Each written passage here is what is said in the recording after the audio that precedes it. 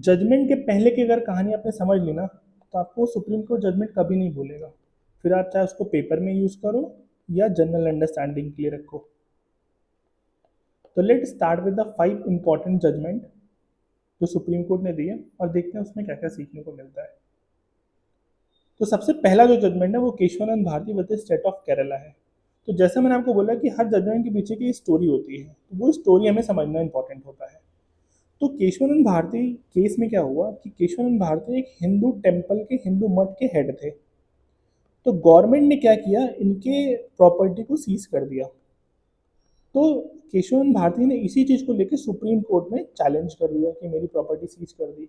ऐसा क्यों किया उन्होंने? क्योंकि आर्टिकल 31 उस समय फंडामेंटल राइट था। राइट। अब मेन क्वेश्चन निकल कर ये आया कि at what extent parliament can amend the constitution under article 368। अब आर्टिकल 368 क्या है? 368 बोलता है कि parliament can amend the constitution. तो सुप्रीम कोर्ट के जजमेंट में ये आया कि parliament can amend the constitution but can not amend it's basis structure.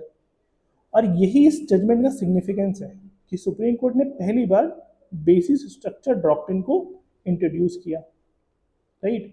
और साथ में ये भी बताया कि बेसिक स्ट्रक्चर होता क्या है, जैसे supremacy of the constitution, secularism, democracy, federalism and judicial and etcetera.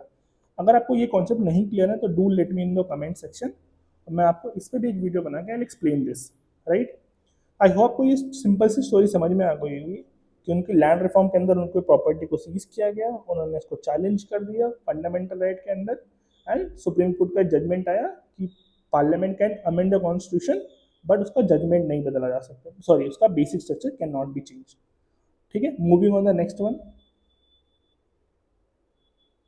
ये क्वेश्चन भी आया हुआ है ऑन यूपीपीसीएस की arrange in the chronological order. तो जो भी स्टूडेंट यूपीपीसीएस के लिए प्रिपेयर कर रहे हैं वो एक जजमेंट को ध्यान से रखें और इन क्रोनोलॉजिकल ऑर्डर में प्रिपेयर कर लें।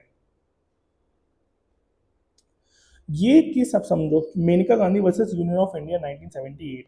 इसमें क्या हुआ बेसिकली कि मेनका गांधी का passport without any valid reason hold कर लिया गया, ले लिया गया अंडर द पासपोर्ट एक्ट 1967। तो मेनका गांधी ने क्या किया, इसको सुप्रीम कोर्ट ने चैलेंज कर दिया। अब सुप्रीम कोर्ट का जो जजमेंट आया उसमें expand the interpretation of article 21। अब आर्टिकल 121 क्या है? Right to life. Right to life. And Supreme Court ने यह भी बोला कि article 14, 19 and 21 must read together. इसका क्या मतलब हुआ? इसको आप एक छोटी सी स्टोरी से समझो। अब मान लो एक स्कूल में एक लड़की है, उसका नाम है पूजा। राइट। उसने एक स्टेज पे जाके बोला कि मैं बड़े होके पायलट बनूंगी। ठीक है, अब इसको समझो आर्टिकल 14 से या 19 और 21 से कैसे कनेक्ट करता है। उसने बोला मैं बड़े होके पायलट बनूंगी, इसका क्या मतलब? Right to life. पायलट बनेगी वो लड़की। राइट। अपने सपनों को जी सकती है। उसने ऐसा बोल पाया, freedom of speech and expression, speech and expression. और वो लड़की है तो इसमें या तो ऐसा कोई इनइक्वालिटी नहीं कि बॉय बनेगा या लड़की बनेगी, या कोई कास्ट है या जेंडर है, ये तीन कनेक्ट करते हैं। तो यहाँ पे सुप्रीम कोर्ट ने ये भी बोला कि प्रोसीजर स्टैब्लिश बाई लॉ, जैसे फेयर भी होना चाहिए, जस्ट भी होना, रीजनेबल भी होना चाहिए। राइट। इसका सिग्निफिकेंस ये है कि beginning of judicial activism in India, मतलब सुप्रीम कोर्ट कैन इंटरवीन और let the evolution of the new right, जैसे right to privacy, right to education, clean clean environment etcetera. ये सारी चीज़ें यहाँ से आई। आई आपको ये जजमेंट समझ में आया होगा, तो एक स्टोरी से थ्रू मैंने आपको समझा दिया। तो एक्सपेंशन ऑफ आर्टिकल 21 की right to privacy, right to education, right to environment, clean environment etcetera. Moving on the next judgment, Minerva Mill versus Union of India. इसके पीछे की क्या स्टोरी है कि under the 42nd constitution amendment act, parliament ने आपको खुद को ही बहुत एक्सट्रीम पावर दे दी, give itself unlimited amending power. जैसे मैंने अभी फर्स्ट केस में बात करते हैं, आर्टिकल 368 क्या बोलता है कि parliament can amend the constitution. Right. इसमें क्या हुआ, क्योंकि मिनरल मिल को नेशनलाइजेशन कर दिया गया था, इसके बाद उसने सुप्रीम कोर्ट ने इसको चैलेंज कर दिया। सुप्रीम कोर्ट ने क्या किया, क्लॉज 4 और क्लॉज 5 ऑफ आर्टिकल 368 को स्टक डाउन कर दिया, मतलब नल एंड वॉइड कर दिया। और फिर से सेम चीजें बोली कि parliament has a limited amending power, can not amend it's basic structure, जो केशवानंद भारती केस में भी सुप्रीम कोर्ट ने बोला था, राइट। और सुप्रीम कोर्ट ने दोबारा बोला कि fundamental right and DPSC go in balance, और बेसिक स्ट्रक्चर डॉक्ट्रिन को उसे रीअफर्म किया। सिंपल, एक सिंपल सी स्टोरी रही। ये चीज आई होप को ये जजमेंट क्लियर हो गया होगा। Moving on the next one, S R Bommai versus Union of India. तो इलेक्टेड गवर्नमेंट में क्या था कि सेंटर बार बार प्रेसिडेंट रूल लगा रही थी, this function the state government.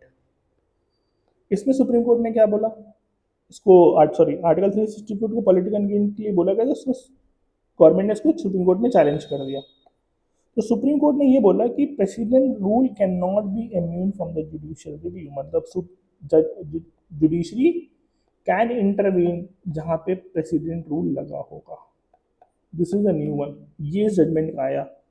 और सुप्रीम कोर्ट ने ये भी बोला कि ओनली विद द पॉसिबल, जहां पे कॉन्स्टिट्यूशन मशीनरी ब्रेक डाउन होगा तभी आप प्रेसिडेंट रूल लगा सकते हो, राइट।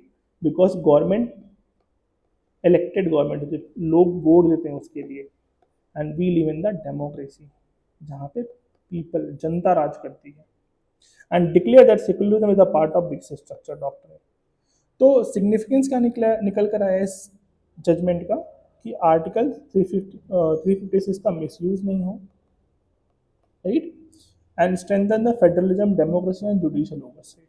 आई होप इसको क्लियर हुआ। तो सिंपल सा जजमेंट है, आर्टिकल 356 का मिसयूज ना हो, president can not be immune from judicial review. This is the important judgement. Moving on the next one and last one, Navtej Singh Johar versus Union of India. इसमें क्या हुआ कि section 377 of IPC criminalise the homosexual act. Supreme Court ने जब इसको challenge हुआ, LGBT communities के activist ने किया, तो उसको डीक्रिमिनलाइज कर दिया गया for consenting adults. That's why this judgment is important, कि वहाँ पे जो एलजीबीटी कम्युनिटी के लोग हैं, एलजीबीटी कम्युनिटी के लोग हैं, they can also have a life, right to life, right. और वो क्रिमिनल ऑफेंस नहीं है, इसको डीक्रिमिनलाइज कर दिए। और this is a landmark movement for LGBT community in India and emphasis on the constitution morality over majoritarian morality. क्योंकि LGBT में बहुत कम लोग होंगे, मेजोरिटी होगा जो अलग तरीके होंगे, तो इसको इम्पोर्टेंस दिया। And the last part of the video is कि for more such video, follow crack code for more, and for any query that you have with respect to polity, do let me know in the comment section, and please like, share and subscribe. Thank you. Bye bye.